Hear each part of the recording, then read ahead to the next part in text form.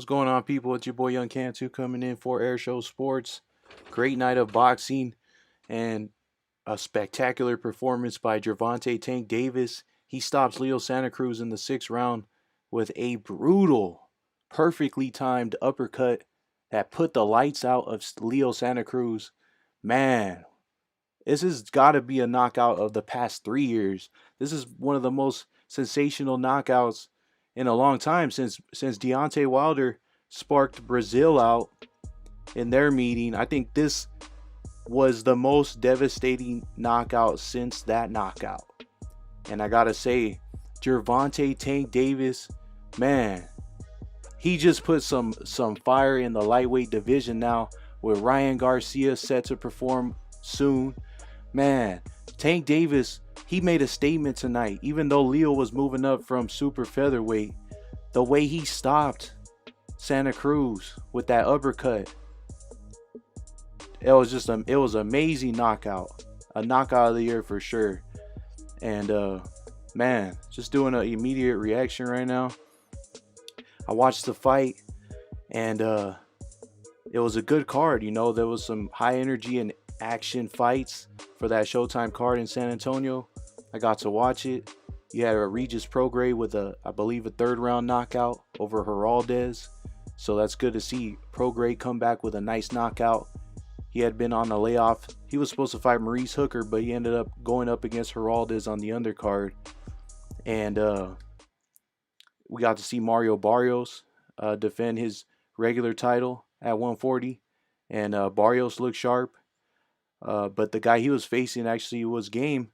So it was an entertaining night of fights. And then in the main event, Santa Cruz and Tank Davis, man, that fight did not disappoint. I think that was worth pay-per-view. We'll see how much money was generated on the pay-per-view buys for Tank Davis and Santa Cruz. But I think based on Tank's performance, you could say that he is worthy of his pay-per-view status. So Tank Davis is a fighter I'll pay to watch fight, because he brings excitement, he brings knockouts. That was a stunning, devastating, brutal knockout, dude. I'm telling you, like, when it's crazy when you see a knockout live on TV, and bro, like, I immediately was like, oh damn, Leo Santa Cruz was out, man. I immediately felt bad for him. Like, I was like, damn, he's out cold against Tank Davis. And Tank Davis, man, that power, man, one punch could change the fight. And he showed it tonight, man, again. And this is just shakes up the lightweight division even more. Teofimo Lopez just beat Lomachenko. And, he has the rightful top spot at 135. This fight was at 130.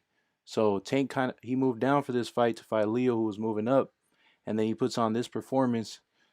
I think Tank Davis made a statement tonight. Damn, that was a spectacular knockout punch.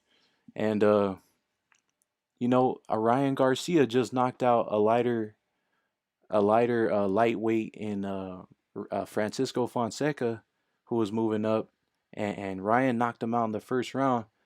So, like, man, the fight between Ryan Garcia and Tank Davis, that's hot right now, man. That's gonna be a big fight. That fight's gonna generate plenty of pay-per-view money. And Golden Boy, Ryan Garcia, they need to be well, I don't know. They just need to manage the whole situation correctly so that they can maximize their revenue for that fight, because I don't think that fight should be on DAZN. I think that's a pay-per-view fight, and DAZN is doing a subscription, so a subscription-based platform. So Ryan Garcia versus Tank Davis is 100% a pay-per-view fight.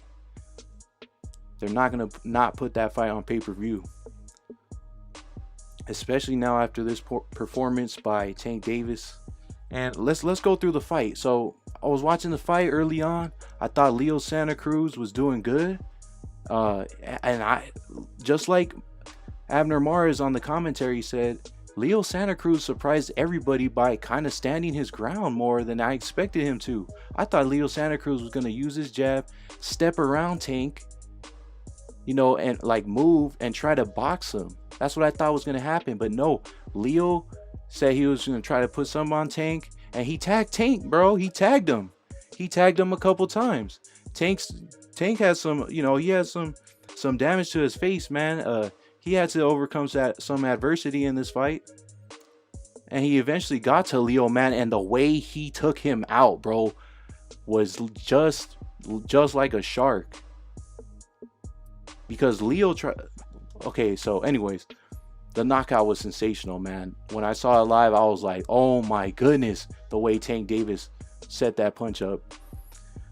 And so I gave Leo the first 2 rounds. Then we started to see Tank come on, and Tank started to time Leo up, and he started to settle down. You could tell Tank started to settle down into the fight, into that 3rd round. He started landing his punches, his combinations. He started to get his rhythm off. And like I said, I expected Leo Santa Cruz to stay moving, circling the ring and using his jab and throwing 1-2s and then mixing it up on the inside like he was doing. But I didn't expect him to lay on the ropes, and he just laid on the ropes too much. And he tried to push Tank Davis back. He did land some good punches coming forward, but Tank ate most of them, and Tank was not deterred. So that's kind of what broke Leo Santa Cruz down, was the fact that Tank withstood his barrage, and Leo didn't back him up enough to keep him off him. So in the time, which was the 6th round, when Tank was coming forward and Leo was on the ropes and he was engaging with Tank, he threw a nice, sharp, straight right hand that snapped Tank's head back.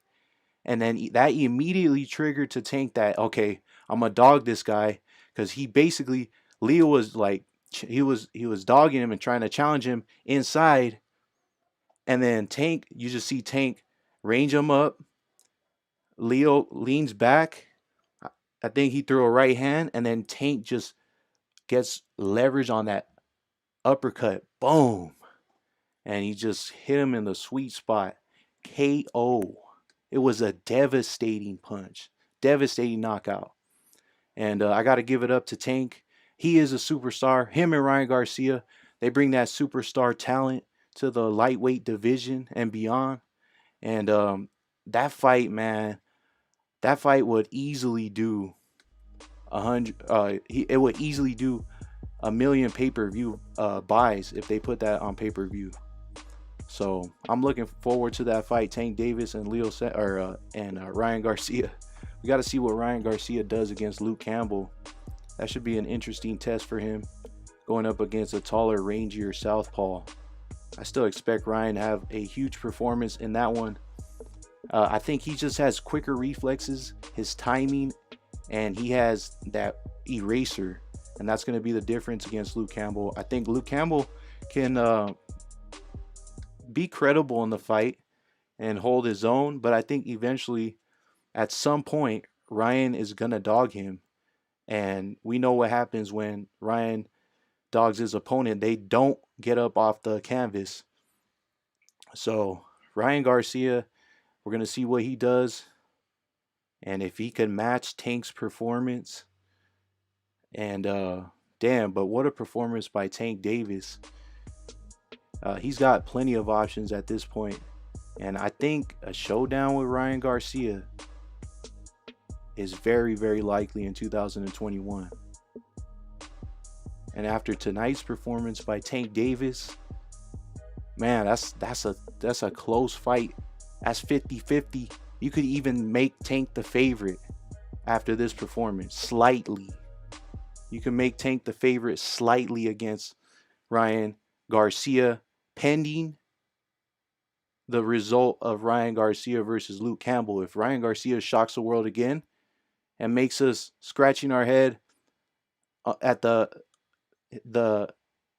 star power and the one punch knockout power that Ryan Garcia possesses, if he makes us be in awe of his performance against Luke Campbell, then my perspective against him and Tank Davis could change once again.